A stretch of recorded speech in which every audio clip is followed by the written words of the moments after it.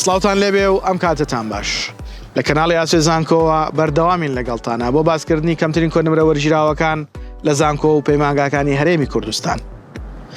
لەم ڤیددیۆیەدا درێژادن بە باسەکانمان سەبارەت بە پەیمانگە تەکنیکە کارجێڕەکان و بە تایبەتریش باسی بەشی کارجێڕی بازارگەری بۆ ئێوە خۆشەویست دەکەین کاویش یەکێکە لەو بەشە گرنگانەی ئەتوانن لە بواری بازارگەری و لە بواری مارکتینگا سوودی لێ بگرن. بۆ وەرگرتنی داتا و زانیاریەکان سەبارەت بەم بەشە فەرمون لەگەڵمان بن.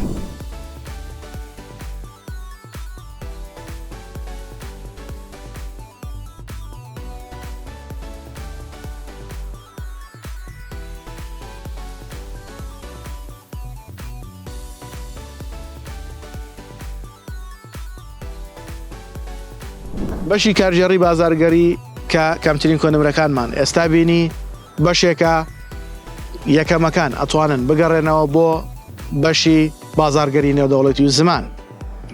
واروەها بە سیستمی پۆلیتەکنیکیش ئەگەر کۆنمرەمان لە 60 بەسەرەوە بێ ئەچینە پێش بڕچەی وەرگرتن بە شێوازی پارالێل بۆ ئەوەی درێژە بە خوێندنەکانمان بدەینەوە. بە هیوای ئەوەی هەموو لایەک سەرکەوتوو بن. بۆ ماندووبوونمان لایک و کۆمنت سەبسکرایبی کەناڵەکەمان لە یاد مەکەن.